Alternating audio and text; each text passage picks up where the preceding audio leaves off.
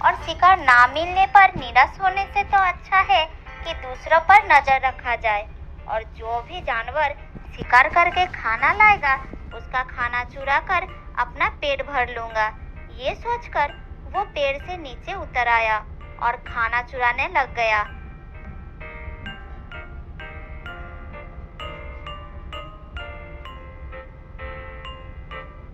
पहले तो वो जंगल के जानवरों का शिकार चुराता था। अब वो जानवरों का ही नहीं बल्कि पेड़ पर चढ़कर पक्षियों को भी खाना चुरा लेता था। इसी तरह बिना परिश्रम किए ही उसे खाना मिलने लगा। इसी तरह कुछ दिन चलता रहा। वो तेंदुआ दिन भर जानवरों का खाना चुराता और शाम को पेड़ के ऊपर चढ़कर आराम से सो जाता था। धीरे धीरे तेंदुए के इस चोरी से पूरा जंगल परेशान हो गए थे। एक दिन कुछ जानवरों ने मिलकर शेर राजा के पास गए तेंदुए के खिलाफ शिकायत करने के लिए। महाराज, उस तेंदुए ने तो हमारे नाक में दम करके रखा है। हम पूरे दिन कड़ी मेहनत करके शिकार करते हैं और उस शिकार को अपने घर में छिपा कर रखते हैं, लेकिन वो तेंदुआ चोरी छुपे आकर हमारा शिकार चुरा कर खा जाता है। ऐसे तो हम बिना खाए ही मर जाएंगे। महाराज, आप कुछ कीजिए। हाँ महाराज, सियार सही कह रहा है। ज्यादातर दिन हमें ऐसे ही बिना खाए सोना पड़ता है। क्या? उस तेंदुए का इतना बड़ा दुस्साहस? अभी उसे मेरे सामने लाओ। सियार उसे बुलाने के लिए गया और थोड़ी देर में ही तेंदुए को साथ लेकर वापस आया।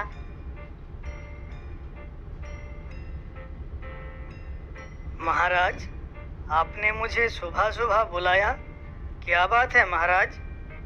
हाँ, मैंने तुम्हें बुलाया। काफी दिनों से तुम्हारे खिलाफ शिकायतें आ रही थी। शिकायतें हद से ज्यादा बढ़ गई तो मुझे तुम्हें बुलाना पड़ा। सियार, बताओ तुम्हारा क्या कहना है? और तुम तेंदुए, कान खोलकर सुनो उसकी बात। महाराज, हम पूरे दिन कड़ी मेहनत करके जो शिकार लाते हैं वो सारा ये चुरा कर ले जाता है और खा जाता है। फिर हमें भूखा रहना पड़ता है। नहीं नहीं, ये तो झूठ बोल रहा है महाराज। मैंने ऐसा कोई काम नहीं किया। मैं खुद मेहनत करके शिकार करता हूँ महाराज। तब पेड़ के ऊपर से कौवा बोलता है, नहीं महाराज, सियार सही कह रहा है। झूठ ये तेंदुआ बोल रहा है। ये बदमाश पेड़ पर चढ़कर पक्षियों का भी खाना चुरा लेता है। हाँ महाराज, इसकी वजह से हमें कई दिनों तक भूखा रहना पड़ता है।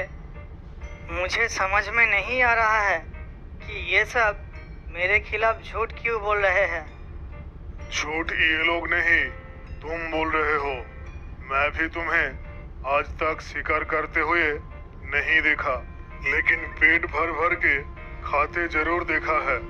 तुम्हारे इस गुनाह के लिए तुम्हें अभी से अभी इस जंगल को छोड़कर चले जाना होगा। तुम अभी इस जंगल को छोड़कर चले जाओ, वरना हमें तुम्हारा शिकार करना पड़ेगा। निकल जाओ इस जंगल से। शेर राजा की गुस्सा देखकर तेंदुआ घबरा जाता है और वहां से चला जाता है। उसे जंगल छोड़कर जाते देखकर सारे जानवर राहत की सांस लेते हैं कि अब से उन्हें उनका शिकार भरपेट खाने को मिलेगा।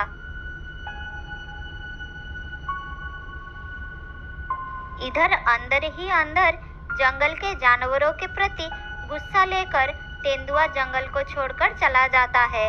जंगल छोड़कर थोड़ी दूर जाने के बाद उसे एक जगह पर एक बंदर दिखाई देता है जो जादू कर रहा था। उसे देखकर तेंदुआ एक पेड़ के पीछे छुप जाता है। इधर देखो खरगोश, मैं तुम्हारे हाथ से फल गायब कर दूंगा। द्राम द्रुम फटास्छू।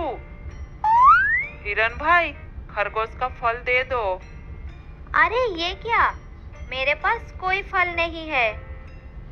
तुम खड़ा हो जाओ हिरन भाई, फल तुम्हारे नीचे है। हिरन खड़ा हो जाता है और सचमुच हिरन के नीचे से फल निकलता है। ये सब देखकर तेंदुआ सोचता है,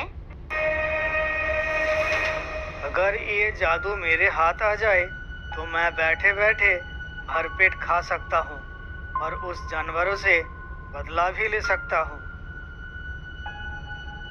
ये सोच वो बंदर के पास गया और उसे पकड़ लिया। अरे अरे, मुझे मत मारो, मुझे मत मारो, छोड़ दो मुझे। मैं तुम्हें छोड़ दूंगा, लेकिन एक शर्त पर। अगर तुम मुझे ये जादू अच्छी तरह से सिखा दो तो मैं तुम्हें छोड़ दूंगा। फिर बंदर ने अपनी जान बचाने के लिए तेंदुए को जादू सिखाया। कुछ दिनों तक जादू सीखने के बाद तेंदुआ वापस अपनी जंगल के तरफ चला गया।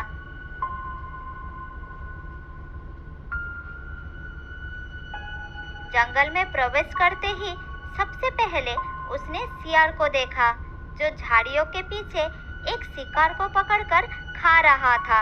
उसे देखकर तेंदुआ एक बड़ा से पेड़ के पीछे छुप गया।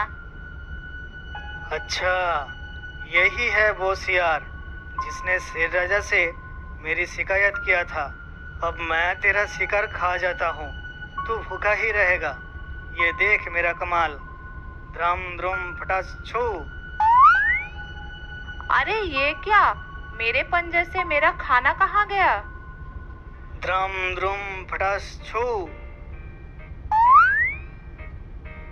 अरे मेरे मांस के टुकड़े कहाँ गया?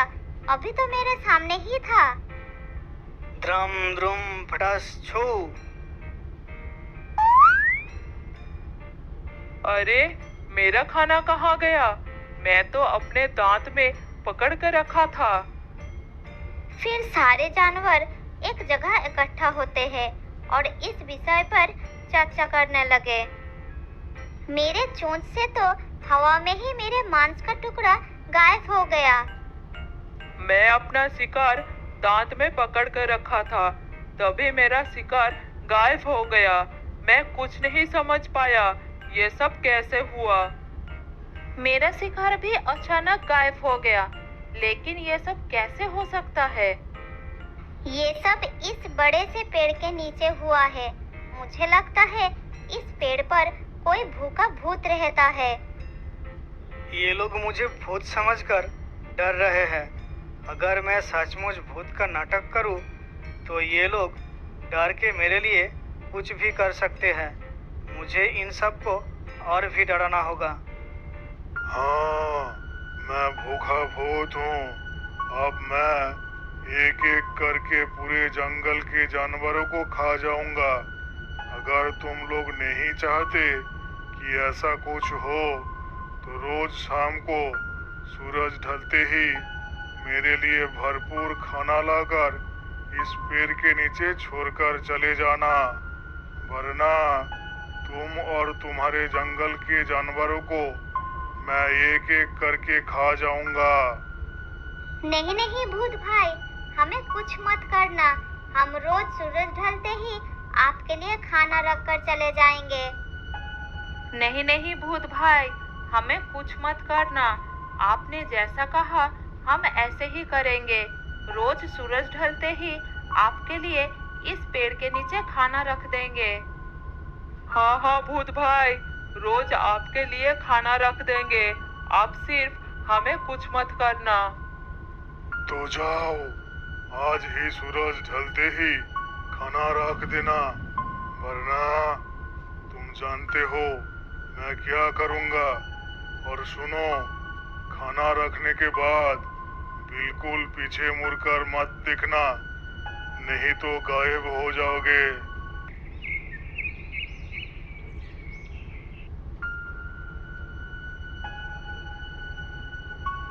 और उस दिन से तो तेंदुए की लॉटरी लग गई।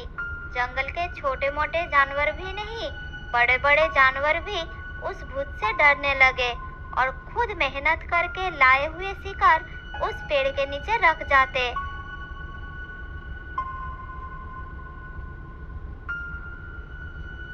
उसके जाते ही पेड़ के ऊपर से उतरकर तेंदुआ सारा खाना लेकर पेड़ के ऊपर चढ़ जाता था।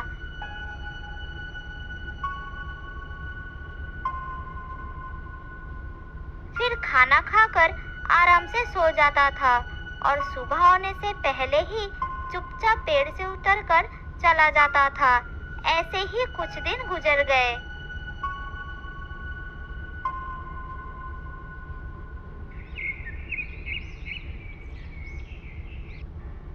इधर सारा जानवर अपना लाया हुआ शिकार पेड़ के भूत को खिला खिला कर थक गए और सबने मिलकर शेर राजा के पास गए इस समस्या का हल करने के लिए। महाराज, उस तेंदुए से तो जैसे तैसे हमें छुटकारा मिला था, अब उसकी तरह इस जंगल में एक भूखा भूत आ गया है। हमारा सारा खाना उसे देना पड़ रहा है। हाँ महाराज, उसे अपना सारा खाना देना पड़ता है, इसलिए हमें कभी कभी भूखा ही रहना पड़ता है। हाँ महाराज, ये दोनों बिल्कुल ठीक कह रहे हैं। हमें उस भूत से छुटकारा दिलाइए, नहीं तो हम भूख से मर जाएंगे। ठीक है, जैसे ही भूत तुम लोगों का दिया हुआ खाना लेकर पेड़ पर चढ़ जाएगा, तभी हम पेड़ सहित उसे जला देंगे। तुम सब आसपास ही आग लेकर तैयार रहना, मैं भी तुम सबके साथ रहूंगा। हाँ महाराज, ये योजना बहुत अच्छा है। हम सब झाड़ियों के पीछे आग लेकर तैयार रहेंगे। आज ही उठकर झाड़ियों के पीछे छुप गया। थोड़ी देर चुपचाप रहने के बाद सबने देखा कि खाना गायब हो रहा है। तभी सबने झाड़ियों से निकलकर शेर राजा के साथ मिलकर उस पेड़ में आग लगा दिया। पेड़ तेजी से जलने लगा। इधर पेड़ के ऊपर खा पी कर आराम से सोया हुआ तेंदुआ घबरा गया और अपनी जान बचाने के लिए जैसे ही पेड़ से कूदकर नीचे आया, तभी सामने शेर महाराज और सभी को देखकर रुक गया। फिर शेरराज ने उसे अपना भयानक पंजे में दबोच लिया। शेरराज ने उसे मारने ही वाले थे, तब तेंदुए ने अपनी जान की भीख मांगी। मुझे माफ कर दीजिए महाराज, आज से मैं कभी भी ऐसा काम नहीं करूंगा। मैं तुझे माफ कर सकता हूँ, लेकिन जितने दिन तूने इन जानवरों का खाना खाया है, उससे दुगना दिन तू इन सबको शिकार कर करके खिलाएगा। लेकिन एक बात याद रखना, अब से आलस किया तो मैं तुझे नहीं छोड़ूंगा। नहीं महाराज, अब से मैं कभी भी आलस नहीं करूंगा। मेरी आंखें खोल गई है, मुझे माफ कर दीजिए। उस दिन से तेंदुए ने कभी भी आलस नहीं किया और शेर राजा की बात मानकर शिकार करके अपना पेट भरना शुरू कर दिया।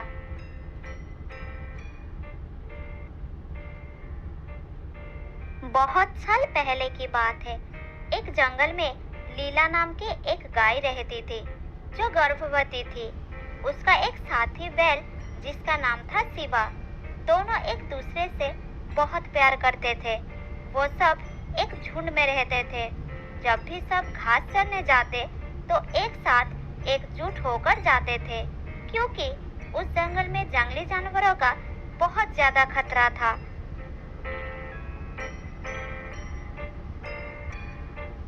उस जंगल में एक खूंखार शेर रहता था जो किसी भी जानवरों को अकेला पाकर शिकार कर लेता था। बस इसी वजह से सब इकट्ठा होकर घास खाने जाते और वापस भी एक साथ आते थे। वो शुरू में तो सबके साथ जाती थी, लेकिन अब पेट बढ़ने के वजह से उसके लिए बाहर जाना और घास चरने जाना बहुत मुश्किल हो रहा था और इस बात से शिवा बहुत चिंतित हो रहा था। लीला, मुझे तुम्हारी बहुत चिंता हो रही है। अब तुम घास चरने सबके साथ नहीं जा पा रही हो, क्योंकि सब जल्दी जल्दी चलते हैं, जिस वजह से तुम अकेली पीछे रह जाती हो। मुझे डर लगता है कहीं तुम पे उस शेर की नजर ना पड़ जाए, इसलिए मैं चाहता हूँ तुम इसी सुरक्षित जगह पर रहो। मैं तुम्हारे खाने के लिए हरी हरी पौष्टिक घास लाऊंगा, जिससे हमारा बच्चा स्वस्थ पैदा होगा। लेकिन मैं पूरा दिन यहाँ अकेले कैसे रहूंगी? अगर तुम भी चले गए तो मुझे बहुत डर लगेगा। यह जगह बहुत डरावना है। देखो लीला, अभी हमारे बच्चे के लिए हमें तो इतना करना ही पड़ेगा ना।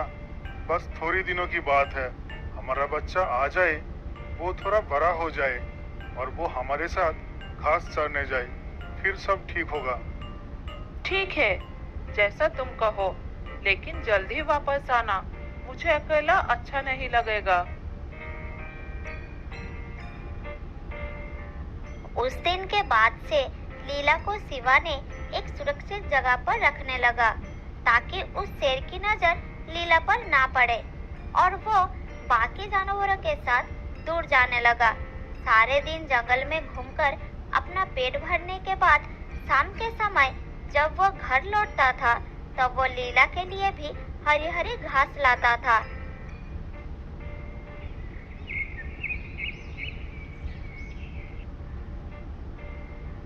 इसी तरह दिन बीतता गया। लीला पूरा दिन अकेला घर में रहती थी और शिवा के आने का इंतजार करती थी। ओहो, कितना मुश्किल होता है अकेला समय गुजरना। शिवा, कब आओगे तुम? और ऊपर से भूख भी बहुत लग रही है। क्या करूं? बाहर भी नहीं जा सकती। शिवा ने मना कर रखा है। इस सुनसान जगह पर अकेला रहना बहुत मुश्किल है। तभी शिवा ने लीला के लिए घास लेकर आ जाता है। उसे देखकर लीला बहुत खुश हो जाती है। तुम आ गए शिवा। मुझे बहुत भूख भी लगी थी। तुम्हें छोड़कर मुझे पूरे दिन इस घर में अकेले रहना बिल्कुल अच्छी नहीं लगती। मुझे बहुत डर लगती है। कल से तुम इतनी देर मत करना, जल्दी वापस आना। हाँ हाँ, मुझे पता है, तभी तो मैं जल्द ही आ गया। अब जल्दी से खा लो। लीला जल्दी से खाना शुरू करती है। इस तरह और भी कुछ दिन बीत जाता है। एक दिन लीला ने एक छोटा सा बच्चे को जन्म देती है, जिसका नाम दोनों मिलकर सोनू रखते हैं। शिवा अपने बच्चे के लिए बहुत खुश था, इसीलिए वो लीला और सोनू से कहता है, लीला, जब तक हमारा बच्चा थोड़ा बड़ा ना हो जाए, तब तक तुम्हें यहाँ से बाहर नहीं जाने दूंगा। बाहर बहुत खतरा है। बस थोड़ी दिनों की बात है, उसके बाद सब ठीक हो जाएगा। तब तक मैं तुम्हारी खाने पीने का खुद ध्यान रखूंगा। ये सब मैं इसलिए कर रहा हूँ क्योंकि अगर तुम सोनू को लेकर घास चरने चलोगे तो सोनू को लेकर सबके साथ चलना बहुत मुश्किल होगा। वो अभी बहुत छोटा है, सबके साथ तेजी से नहीं चल पाएगा। मैं नहीं चाहता कि उस दुष्ट शेर की नजर हमारे बच्चे पर पड़े। तुम ठीक कह रहे हो, यही करना ठीक होगा। जब तक हमारा सोनू थोड़ा बड़ा नहीं हो जाता, तब तक मैं बाहर नहीं जाऊंगी। ठीक है, तुम जाओ, मैं यहाँ सोनू को संभाल लूंगी। और सुनो, खाना लेकर जल्दी वापस आना।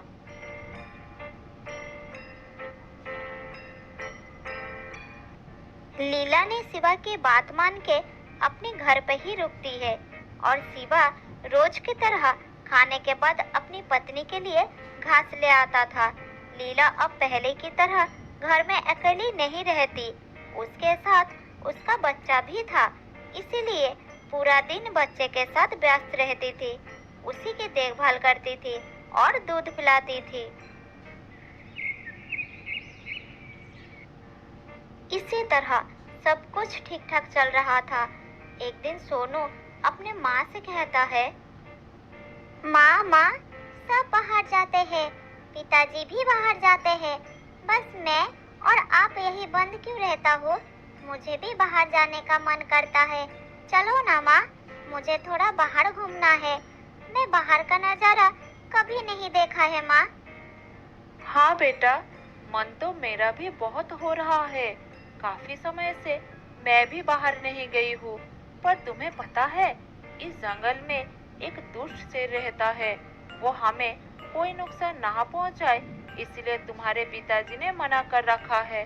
और तुम अभी बहुत छोटे हो ना बेटा, बड़ों के मुकाबले चल नहीं पाओगे। नहीं माँ, मुझे बाहर जाना है। मैं बहुत बहादुर हूँ, बिल्कुल अपने पापा की तरह। मुझे कुछ नहीं होगा, अब बस मुझे बाहर ले जाइए। बस माँ, एक बार। फिर पिताजी के आने से पहले हम लौट आएंगे, उन्हें कुछ पता नहीं चलेगा। सोनू माँ के साथ बाहर जाने की बहुत जिद करता है। लीला को मजबूर होकर सोनू को बाहर घुमाने ले जाने पड़ता है। सोनू पहली बार बाहर जाकर बहुत ज्यादा खुश था। माँ देखो, कितना अच्छा है बाहर का नजारा। आप कितनी अच्छी हो माँ, मुझे बाहर घुमाने लाए। आज मैं बहुत खुश हूँ माँ। हाँ बेटा, मुझे भी बहुत अच्छा लग रही है। मैं भी बहुत दिनों के बाद बाहर आई हूँ। अब तो तुम खुश हो ना बेटा? चलो अब जल्दी घर चलते हैं। तुम्हारे पापा के घर आने से पहले उन्हें पता चल गया तो बहुत नाराज होंगे। ये कहकर माँ बेटा घर की ओर चलना शुरू करने ही वाले थे, तभी रास्ते में वो खूंखार शेर मिल जाता है।